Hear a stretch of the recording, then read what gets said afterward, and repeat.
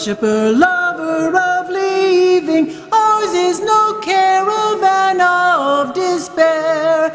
Come yet again, come. Come, come, whoever you are.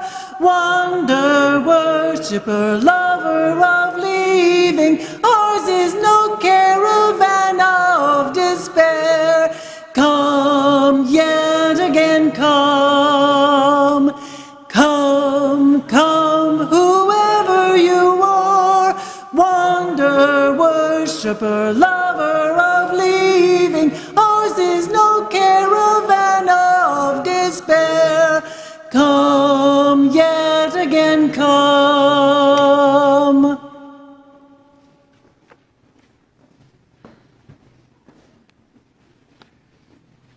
Good morning. Good morning. Welcome to the Unitarian Universalist Church of Spokane, where our mission is to join together.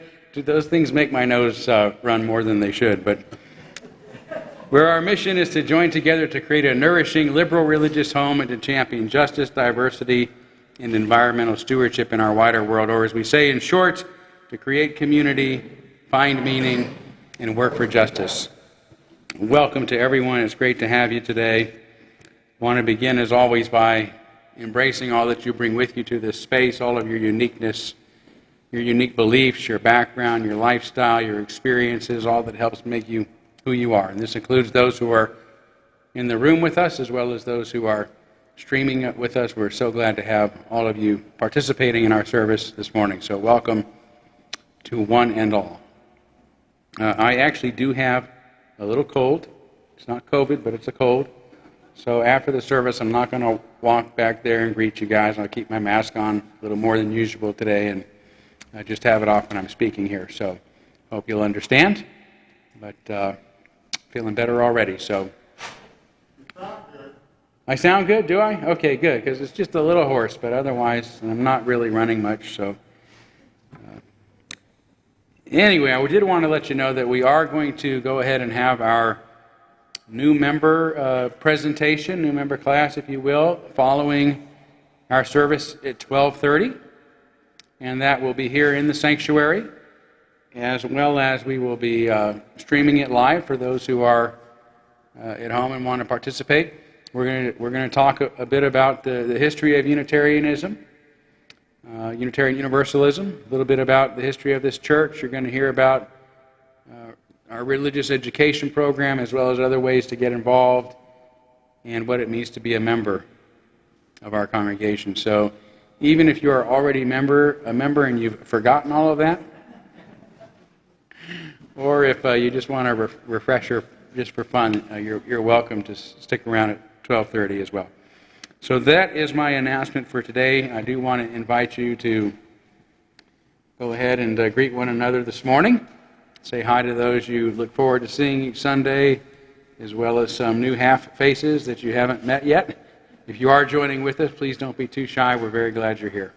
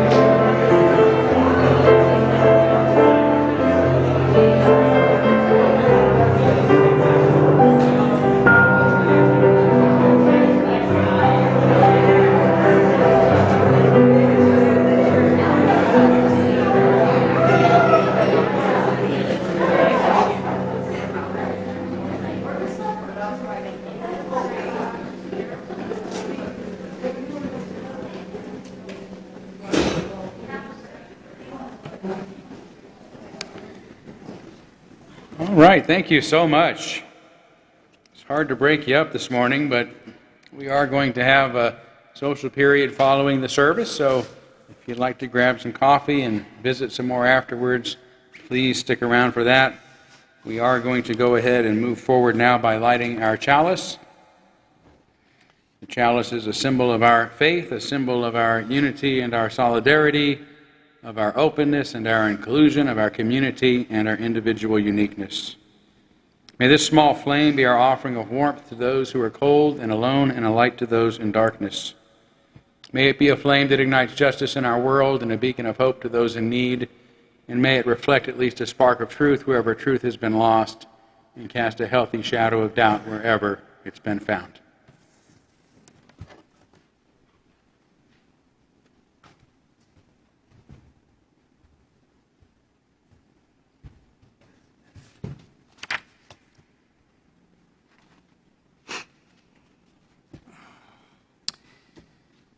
For our opening reflection, mindful of our UU fifth principle, espousing the use of democratic processes in church life and society, I offer the words of Atifete Yayaga, former president of Kosovo, deputy director of the Kosovo Police, and woman officer of highest seniority in Southeastern Europe. Democracy must be built through open societies that share information. When there is information, there is enlightenment. When there is debate, there are solutions. When there is no sharing of power, no rule of law, no accountability, there is abuse, corruption, subjugation, and indignation.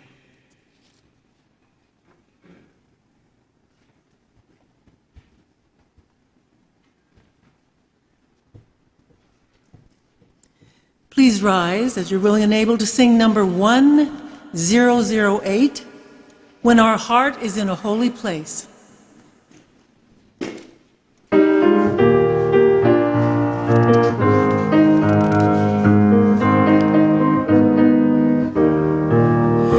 When our heart is in a holy place, when our heart is in a holy place, we are blessed with love and amazing grace. When our heart is in a holy place, when we trust the wisdom in each of us, every color, every creed and kind, and we see our faces in each other's eyes, then our heart is in a holy place. When our heart is in a holy place, when our heart is in a holy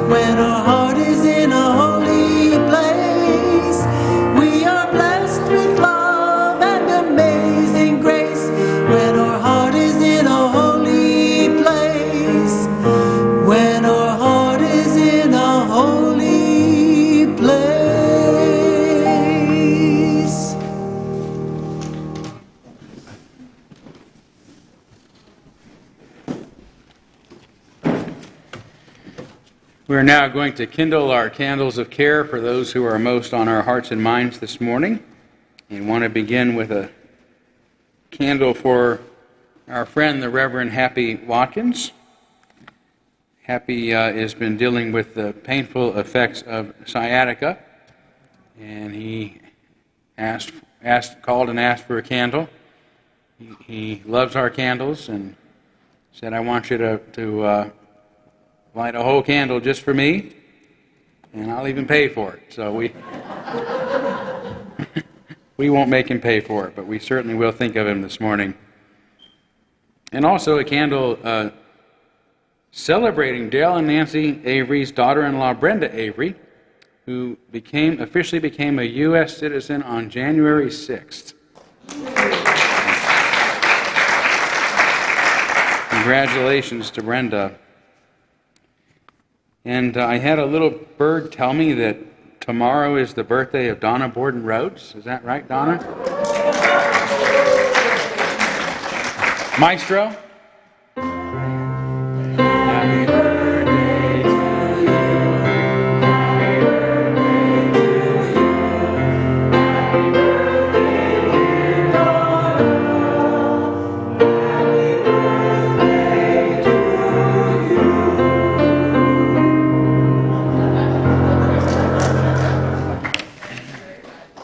Thank you. Congratulations. So let's take a moment of silence on behalf of others that you might be thinking of this morning, and as always, you're welcome to name them if you'd like.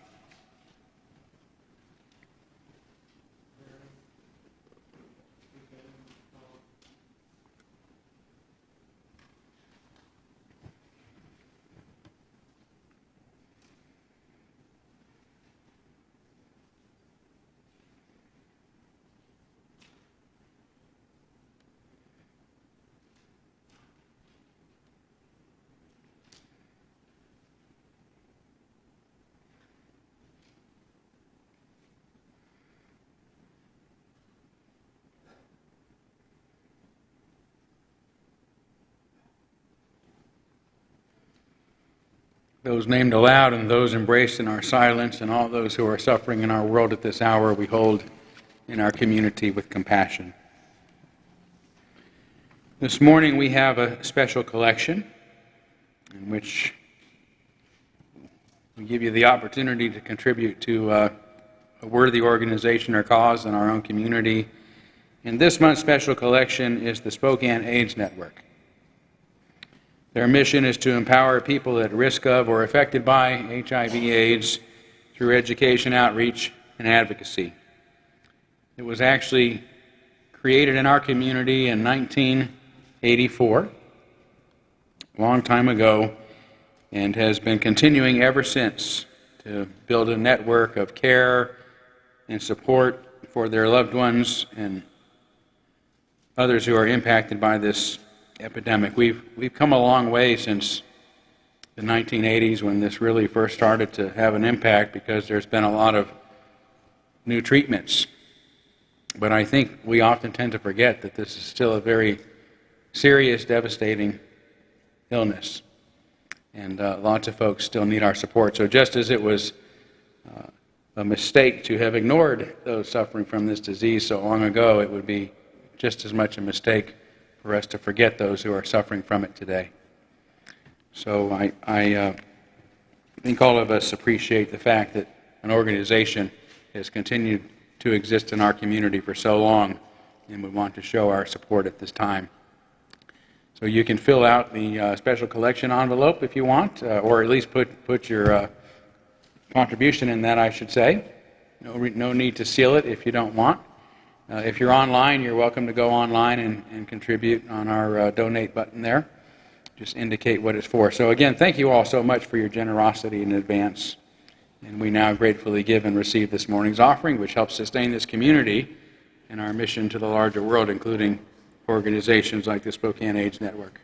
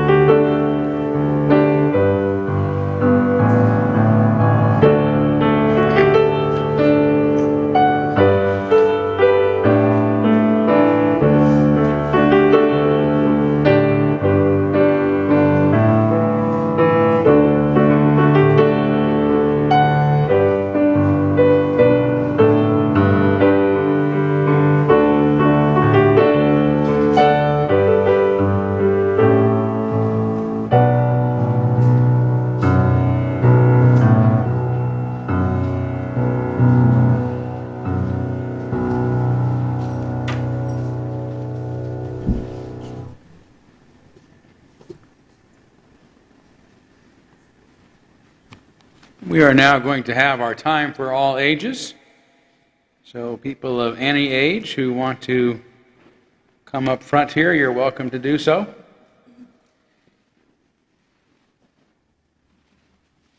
There we go, a couple of takers. All right.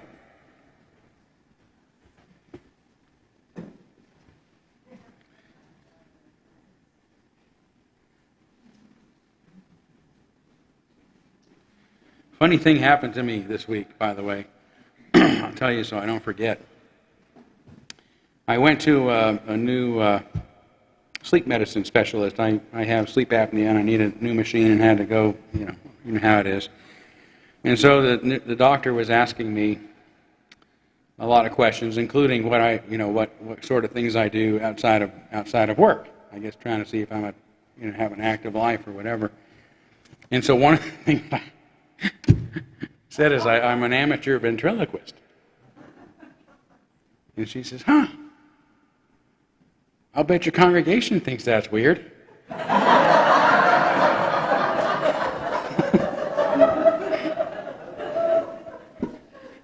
And I said, no. And then I started thinking about it, and I said, well, maybe you do.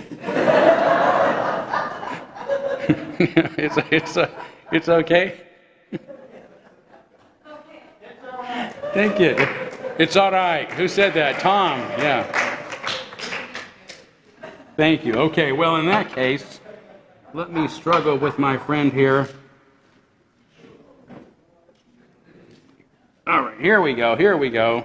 Everybody knows our old friend Purple. It's been a while since we've seen you, Purple, so... Oh, purple, he's green. What? You...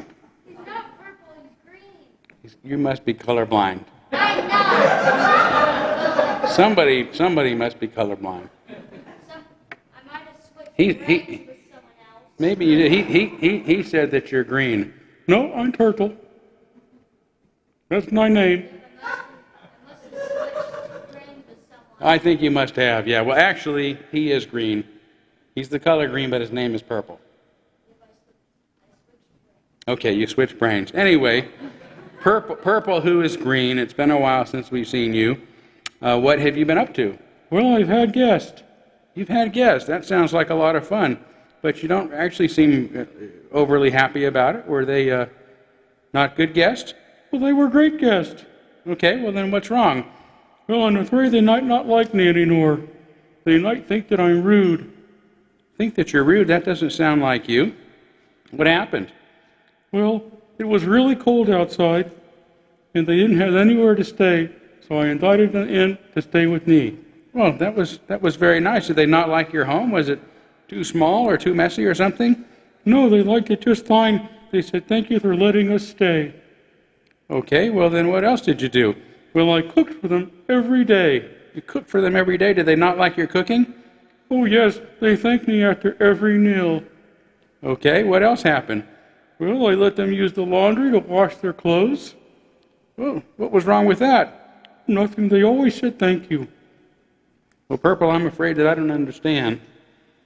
If you gave them shelter, food, and clean clothing, and they said thank you every day, then why would you think that they think that you're rude? Because every time they said thank you, I forgot to say you're welcome. Oh, Purple, it's okay that you didn't say it. My goodness, when it comes to being kind to others, it's not what you say that matters, but what you do. And you welcomed your guest by giving them a nice place to stay, and good food, and clean clothing. Really? Yeah, really. So you know what? It just so happens that I have something written down here that I'd like to read to you. These are the words written on the Statue of the Liberty on Ellis Island. That's the place in New York City where millions of refugees from other countries have come looking for a better place to live. Okay, you know what it says? No idea. Well, it says, "Give me your tired, your poor, your huddled masses, yearning to breathe free. The wretched refuse of your teeming shore. Send these, the homeless, the tempest-tossed to me. I lift my lamp beside the golden door." You just happen to have that written down right here today? Well, yes. What a coincidence. What a coincidence. Sometimes it's like we share one mind. Sometimes. But the point is that these words are great, but they are meaningless if we don't really make everyone seeking a better place feel welcome. Yay, that means I'm not rude after all. No, not at all. And I'll tell you what, you've been so kind after church, I'm going to have you come home with me, and I'll make a nice meal for you. What do you say? Well, thank you. You're welcome.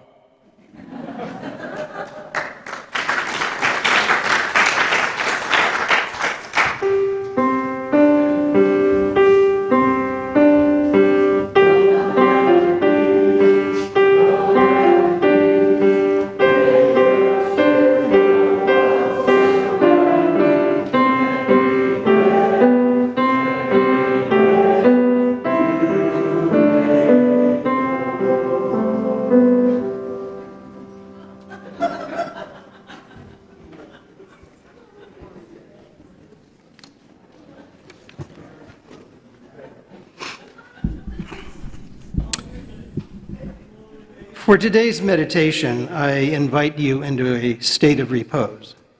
Make yourself comfortable, close your eyes if you like, and breathe slowly, deeply, and mindfully.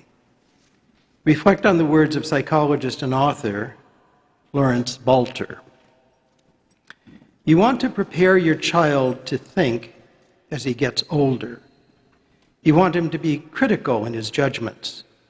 Teaching a child, by your example, that there's never any room for negotiating or making choices in life may suggest that you expect blind obedience, but it won't help him in the long run to be discriminating in choices and thinking.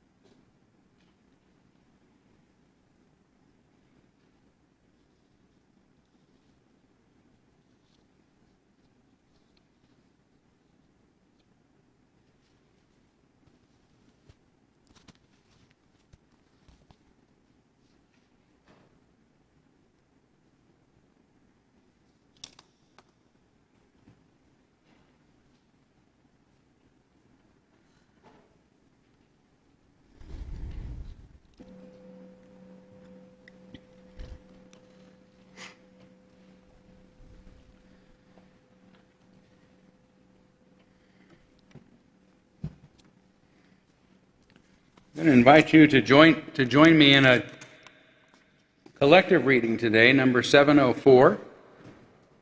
This is short enough we can all just read it in unison. Number 704 in the back of your gray hymnal.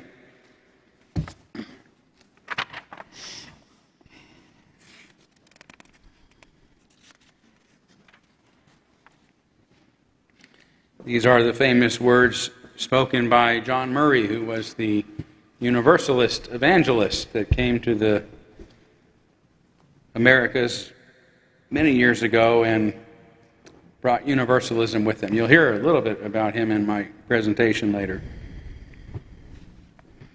So please join me. Go out into the highways and byways. Give the people something of your new vision. You may possess a small light, but uncover it. Let it shine. Use it in order to bring more light and understanding to the hearts and minds of men and women. Give them not hell, but hope and courage. Preach the kindness and everlasting love of God.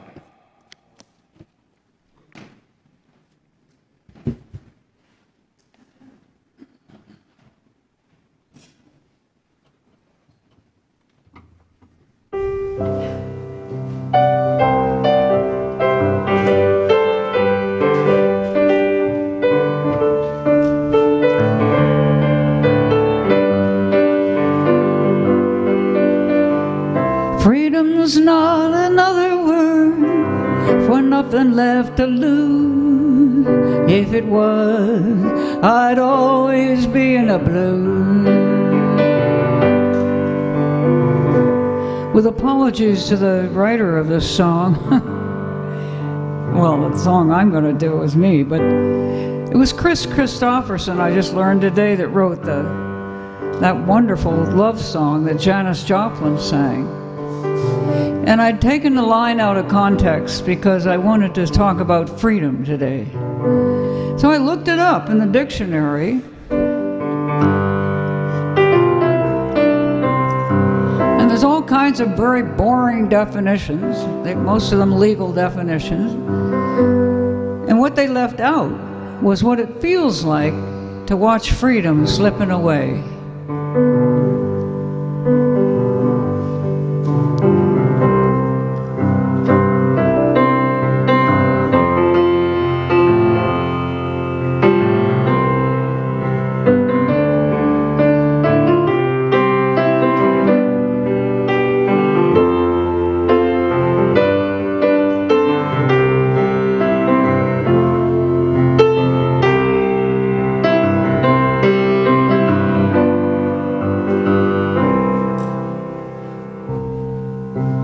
The slave and the prisoner and the child of war, alone in company in days of yore, would kneel and pray for the chance to get away to that land where all could live in freedom.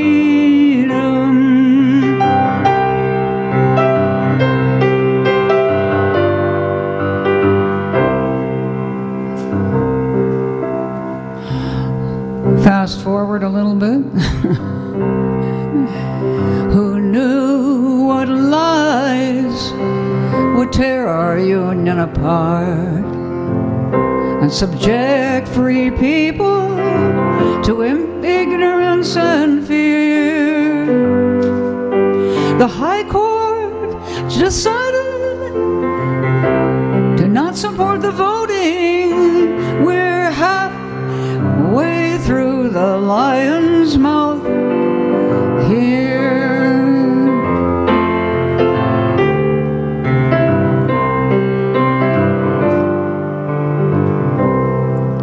Now people may say, stick with your own kind, 'cause ruffians with guns will run you off the road.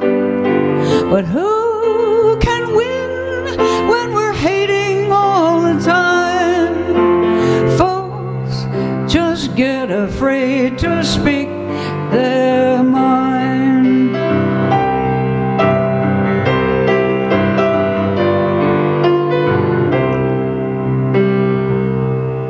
Well, freedom's like love to me when you know it's true, and being at peace in the comforts of home.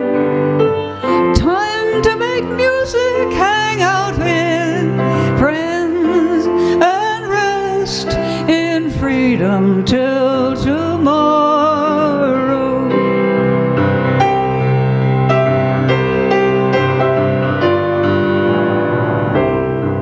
Let's cherish our precious freedom.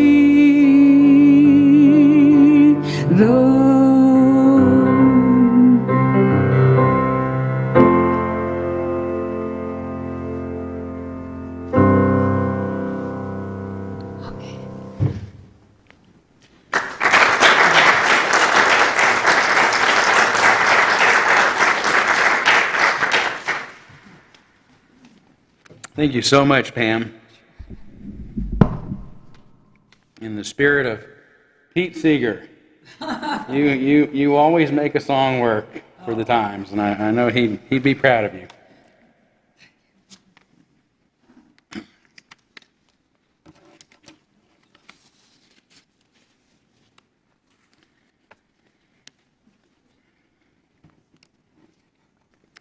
The title of my sermon today is the occupation of America's most liberal religion. The leadership of the Unitarian Universalist Association reached what I consider a new low this week, one that should trouble Unitarian Universalists everywhere. The UUA's executive vice president sent a letter to the members of the Unitarian Universalist Seven Principles Fellowship in Austin, Texas, ordering them to cease and desist using the terms Unitarian Universalist, UU, naming the seven principles of Unitarian Universalism as your primary source of faith, listing the qualifications of your leaders as substantially due to UU experience, using the domain name uu7pf.org, and using the chalice logo. It is preposterous for those occupying our religious headquarters in Boston to think they own the rights to all of these terms, including the letter U and the number 7, which is probably why their ludicrous order to cease and desist came from a UUA employee and not an attorney. But in my opinion, it is today's leadership of the Unitarian Universalist Association who have no standing to call themselves Unitarian Universalist. The letter sent to the Unitarian Universalist Seven Principles Fellowship, a name inspired by the Unitarian Universalist Seven Principles, obviously, which you can learn more about on their website at www.uu7pf.org, serves as a warning shot to anyone who defies the UUA's new dogma. Any congregation that grows weary of the illiberal behavior and decides to leave the association will likely receive a similar letter. The UU Seven Principles Fellowship split off from Austin's Wildflower UU congregation just a couple of years ago, dissatisfied with the illiberal changes they felt were happening there. We too experienced a split in our congregation over the same matter about the same time.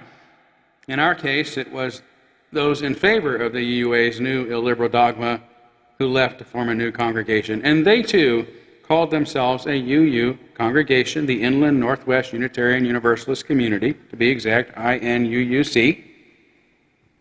Rather than sending them a threatening letter ordering them to cease and desist, the UUA ignored our association's bylaws so that they could officially recognize this new congregation at breakneck speed.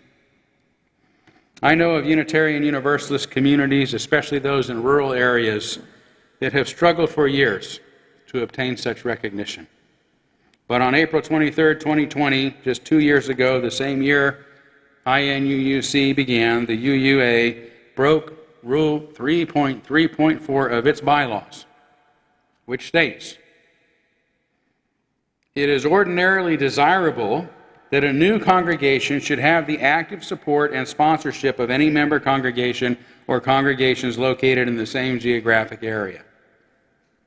The association will neither initiate nor recognize such a new congregation until after the association is consulted by mail or by interview with any member congregation or congregations located in the same geographic area. Such consultation shall include a request for letters from the presiding officer of the congregation's governing board and minister of such congregations, stating judgment regarding the establishment and or recognition of the new congregation." That's pretty clear by law. Although we would certainly not have wished to stand in the way of INUUC's formal acceptance into the UUA, congratulations to you. We were never asked, and are naturally troubled and perplexed by the UUA's violation of its own rules, especially knowing the new congregation was formed during such a contentious time for both of our groups. We also know the UUA had worked secretly with former members of our Board of Trustees, also against their own rules and ours. And now I am personally disturbed to see the association bullying another new UU congregation that does not fully embrace its new dogma, which it is attempting to force upon all of us and is unwilling to openly engage or dialogue about. Instead, the leadership of the association is removing, defaming, and now threatening those who disagree with them in an effort to silence any dissent, all while seeming to project their own bad motives and illiberal behavior upon those they persecute. In recent weeks, a few concerned Unitarian Universalists from another congregation wrote the UUA leadership asking them to please explain their authoritarian behavior. One of those letters, dated December 26, 2021, not too long ago, begins, "I am writing to express my concern about the direction our beloved church is taking. I know that change is inevitable, but this change, which you call Sea Change in the fall issue of UU World Magazine, I interpret to be a move away from a more democratic institution to a more dogmatic, even repressive one." Another, dated December 24th, begins by expressing concern of the disturbing trend away from the Unitarian Universalist principles. The first inkling I got of this was at the GA in Spokane, the General Assembly in Spokane, its author says. Word went out that the UUA had effectively banned a book written by the local Spokane UU minister, Reverend Todd Eckloff. I was told that the reason his book was banned was that something in the book hurt someone, but no one has pointed out what words, sentences, or phrases in the book were hurtful to anyone or why. In any case, the UUA I once knew was not in the business of banning books. Yet another letter, also sent out in December, says, "I'm extremely dismayed and disheartened by the current direction of Unitarian Universalism." Then goes on to list several reasons why, including the hasty condemnation of Todd Eckloff's book and his eventual disfellowship without a shred of evidence and without basic fairness and due process. Continued unfair and cruel persecution of Reverend Dr. Eckloff by including his name in a list of ministers deemed unfit to serve by the UUA. And the abandonment of Enlightenment values on the grounds that the use of logic, reason, and evidence-based science are characteristics of white supremacy culture and white patriarchy. The responses from the UUA president are unsatisfying, given that they don't address the issues raised in the letters and say more of the same about me. Broad claims about the harm that my book has caused without citing a single sentence to substantiate them, even though each of those letters ask her to do so. The essays misrepresented the UUA's anti-racism work and included misleading, untrue, and damaging statements about individual religious educators, the Professional Association of Religious Educators, the UUA, and its staff, she says. He behaved unethically with colleagues and refused to engage in dialogue to repair harm. No doubt, my book was critical of the direction the Unitarian Universalist Association is heading, and does name two individuals when quoting what they themselves had previously written and made public, which is standard practice in writing. It's called attribution.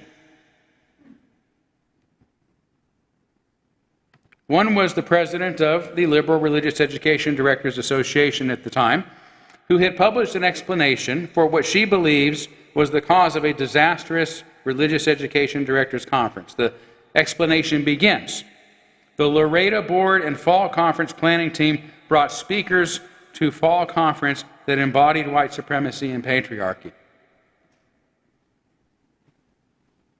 I too find this statement disturbing. The suggestion that white males are the embodiment of white supremacy and patriarchy for no other reason than their gender and color. But I did not write it. I only cited it as an example of my concerns. And if citing it was misleading, I include the entire document in the appendices of my book, The Gadfly Affair, so that readers can judge its content and its context for themselves. Unlike the leadership of the UUA, I am willing to validate my claims by citing evidence, and lots of it. All right, 50% of that second book is raw documents. The other individual I name is the UUA president herself. When referring to a public apology she issued for an article in the UU World magazine that she claimed was harmful. I disagree with this assertion, as I say in my book, which is the real reason so many in the UUA were upset by it, because it points out documented examples of their illiberal and un-UU behavior. This continued claim that I would not engage or dialogue about my book is also unfounded. I was never asked to dialogue with anyone about the concerns in my book. Never. I've never had that invitation.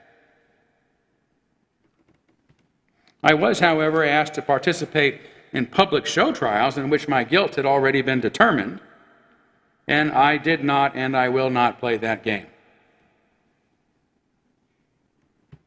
If they ever truly want to engage in dialogue about my concerns, which requires openness and an even playing field, that's where dialogue happens, not when you're on trial, in a monkey trial. Then I welcome the opportunity. So I think I've said enough to make the case that the leaders of the Unitarian Universalist Association have drifted far away from the honest, open-minded, tolerant, fair, and liberal religion as it is supposed to be. Just this week, one of our members, a lifelong Unitarian, told me, the UUA's beliefs and practices are such a departure from the small West Seattle Unitarian Fellowship I grew up in that I don't recognize the UU world anymore. And I won't tell you who said this because I wouldn't want the individual to be accused of racism, homophobia, transphobia, ableism, and classism simply for acknowledging there's something rotten in Boston. This is why I've come to believe that our once liberal religion is now being occupied by some who are not Unitarian Universalists and are working swiftly to completely take it over by squelching dissent, and if they have their way, eventually ridding themselves of any problematic congregations, and certainly any problematic ministers. In addition to the letter sent to the congregation in Austin, Texas this week, there is a move to redefine our liberal religion as a covenantal religion, to eliminate the clause in the UUA bylaws stating the primary purpose of the association is to serve the needs of its member congregations, right? It's a member service organization. And to instead require member congregations to re-covenant periodically, perhaps every 2 years, and to do so by proving how they are meeting the UUA's expectations. But what will happen to those congregations the UUA decides does not satisfy those expectations? And not that I wish to assign malevolent motives here. I don't believe that anyone sat around conspiring to take over a religion that wasn't theirs, although this is effectively what has happened. Exactly what has happened is something that I hypothesize about in the Gadfly papers. In brief, Unitarianism and Universalism are two different religions that have historically had much in common, along with some big differences. They had flirted with the idea of joining together for nearly 100 years before finally deciding to do so in 1961, before taking the risk in 1961. And maybe it's because 85% of those who joined that association were Unitarians. Universalism was all but dead in our country. And the reason it took so long is because of substantial class and theological differences, big hurdles to surmount. When they finally did come together, it was supposed to be a new religion. It was not supposed to be a new religion called Unitarian Universalism. It was supposed to be an association of Unitarians and Universalists. Instead, we almost immediately began calling ourselves Unitarian Universalists, referring to a religion that had never existed before, had no ideology, history, or prominent figures of its own. Which is why sociologists now classify our religion as an NRM. You know what that stands for? A new religious movement. They used to call it a cult. Now it's an NRM. Yet both Unitarianism and Universalism have histories dating back to the 18th century Enlightenment in the U.S. and farther back to the Renaissance in Eastern Europe. These theologies have been around for a long time. But after the association was formed in the 1960s, we stopped talking much about our deeper historic and philosophical roots because, I hypothesize, doing so would also risk exposing unresolved differences between these two separate religions that might lead to conflict. I mean, who fights over theology in class? Right? Instead, the UUA got into the habit of periodically conducting surveys, asking members who they think we are, what we're about, what we believe. And as time passed, those answers have become increasingly nebulous until few of us know how to adequately describe our new religious movement. Some now consider it the everything bagel of religions, meaning we're supposed to believe and accept everything.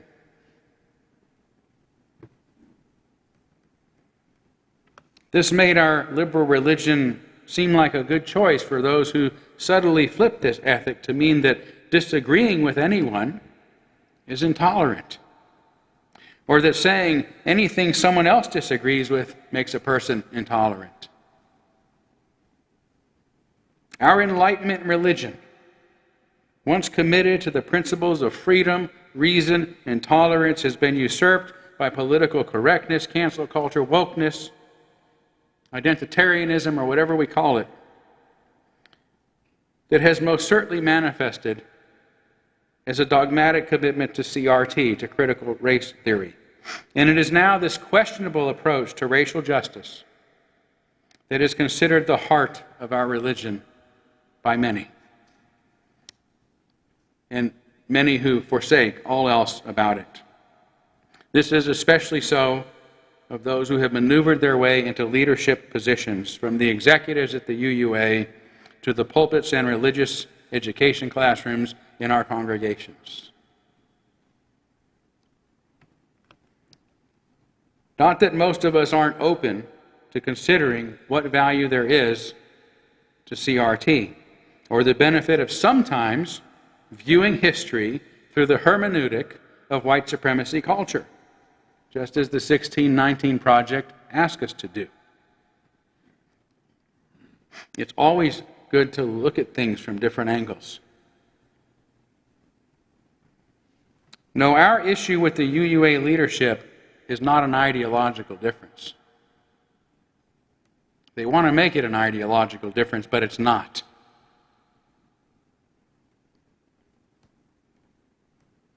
UUs have long embraced such differences, until now, that is.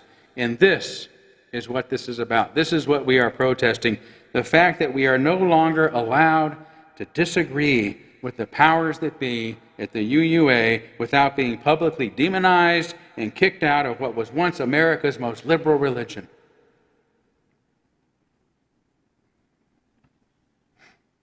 In her response to some of the letters I mentioned, UUA President Susan Frederick Gray claims again that I made damaging statements about individual religious educators without ever citing a single example from my book.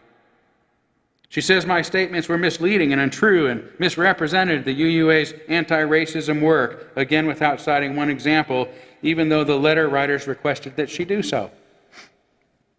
On the other hand, less than a few hours after I gave my book away, before anybody could have read it, I was called racist, homophobic, transphobic, ableist, and classist in a letter signed by hundreds of UU ministers, without any of them citing a single sentence from my book. And they still haven't, 2.5 years later. I think it's fair to describe these as damaging, misleading, and untrue statements, which my inquisitors completely overlook when projecting their bad behavior onto me. I have not misrepresented the UUA's position, nor the words of others. I have rather publicly disagreed with them.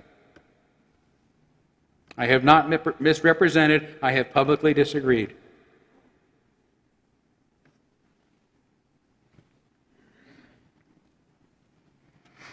If the UUA is so sure of their ideas, let them rationally defend them rather than irrationally attack those who use written evidence and reason to disagree. And this is why I say these individuals are occupying our religion.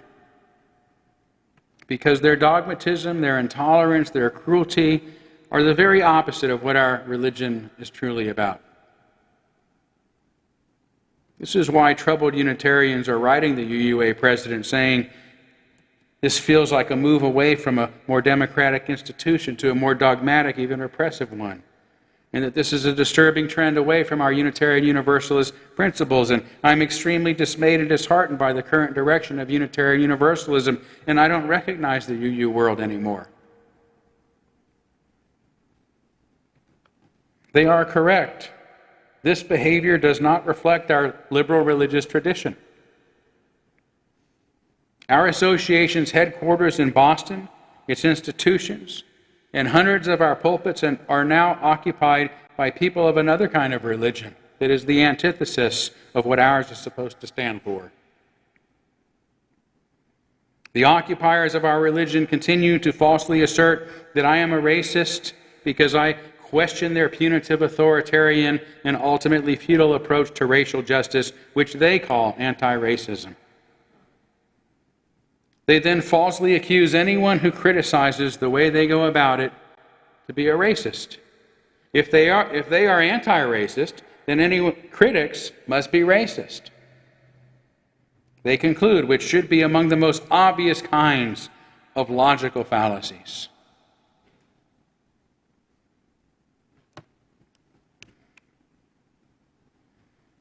I am not critical of their desire for greater racial justice in our nation, a desire I share and have worked toward throughout my career.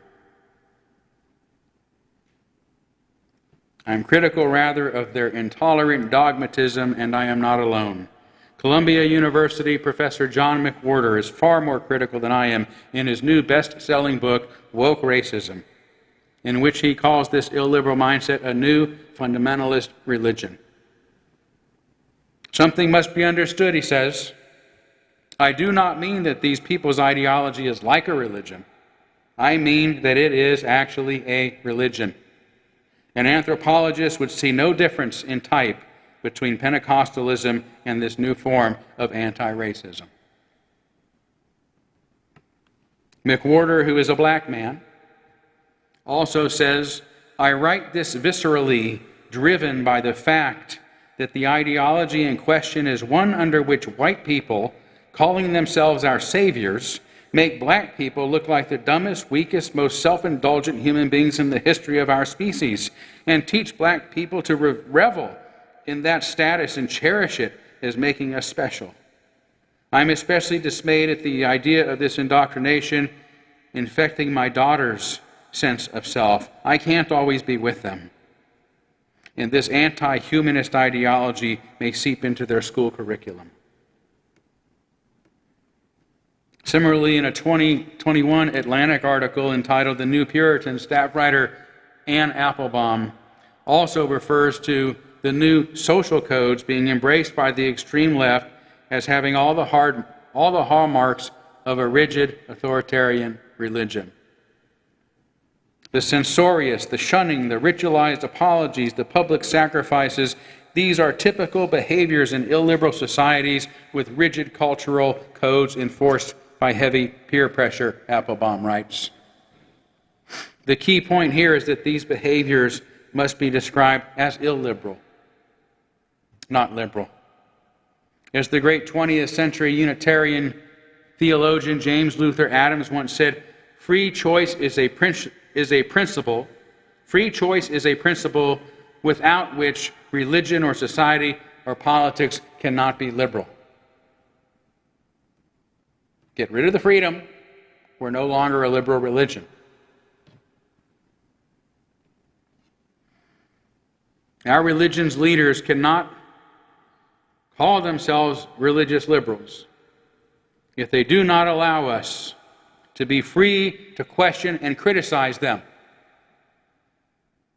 without facing their knee-jerk demonization. Accusing anyone who disagrees with their questionable approach to racial justice as racist is not an invitation to dialogue, no matter how they spin it. It is they who have proven to be unwilling to entertain any conversation that is contrary to their ideas. And this, too, is a mark of colonialism, of colonization. As British colonialist Edmund Spencer admitted in 1596, it hath ever been the use of the conqueror to despise the language of the conquered, and to force him by all means to learn his own. Historians call this linguistic colonialism or language imperialism or simply linguicide. Defined as the systematic replacement of an indigenous language with the language of an outside dominant group, resulting in a permanent language shift and the death of the indigenous language.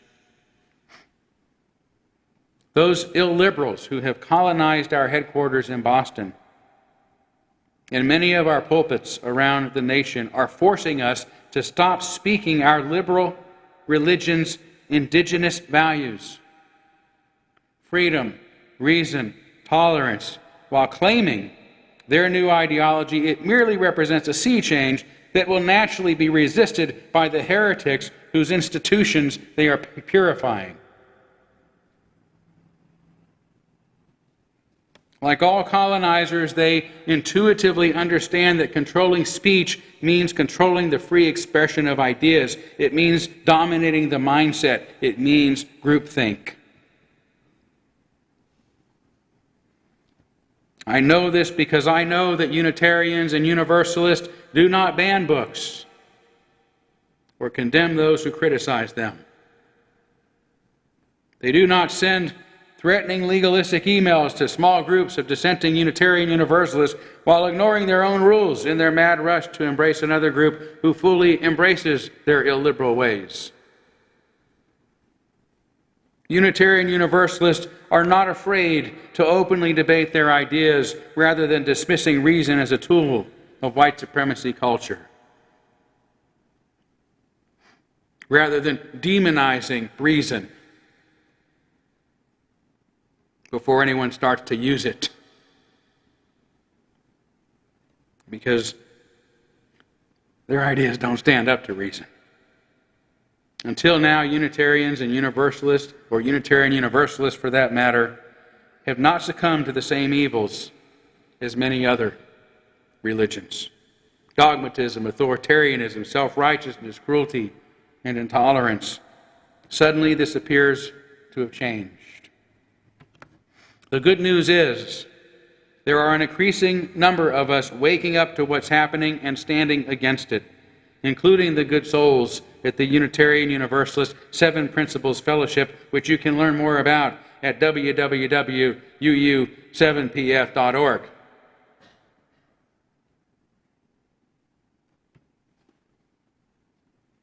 See if I get a letter.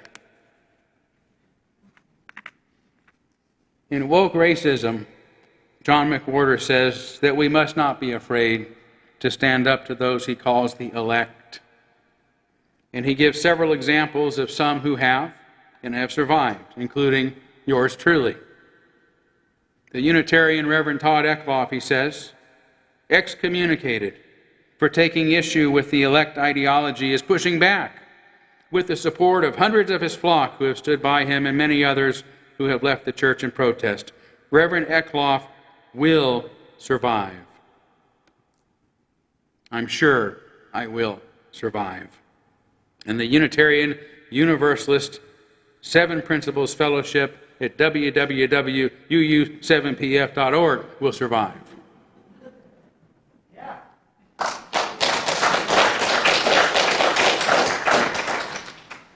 And the Unitarian Universalist Church of Spokane will survive. And the enduring perennial values of liberal religion that our liberal religion is founded upon, freedom, reason, tolerance, will survive. In this spirit, let us stand and sing our closing song with new meaning as we resist the colonization of our religion.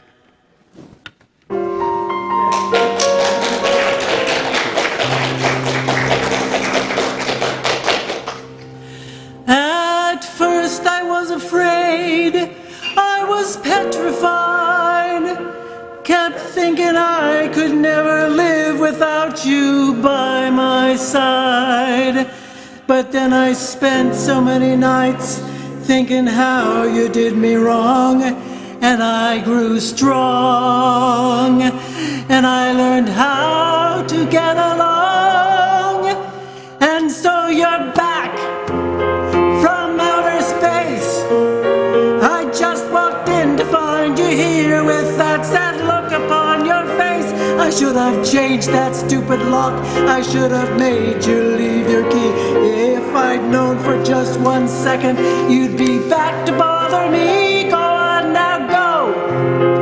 Walk out the door. Just turn around now, 'cause you're not welcome anymore. Weren't you the one you tried to hurt me, saying goodbye? Did you think I'd crumble? Did you think I'd lay down and die? Oh no, not I. I will survive. Oh, as long as I know how to love, I know I'll stay alive. I've got all my life to live. I've got all my love to give, and I'll survive. I will survive. Hey, took all the strength I had not to fall apart. Kept trying hard to mend the pieces of my broken heart. And I spent oh so many nights just feeling sorry for myself. I used to cry, but now I hold my head up high and you see me, somebody new. I'm not that chained up little person still in love with you. And so you feel like dropping in and you expect me to be free. But now I'm saving all my loving for someone who's loving me. Go on now, go. Walk out the door. Just turn around now, 'cause you're not welcome anymore. Weren't you the one who tried to break me with goodbye? Do you think I'd crumble? Do you think I'd lay down and die? Oh no, not I. I will survive. Oh, as long as I know how to love, I know I'll stay alive. I've got all my life to live. I've got all my love to give. I will survive. I will survive. I'll survive.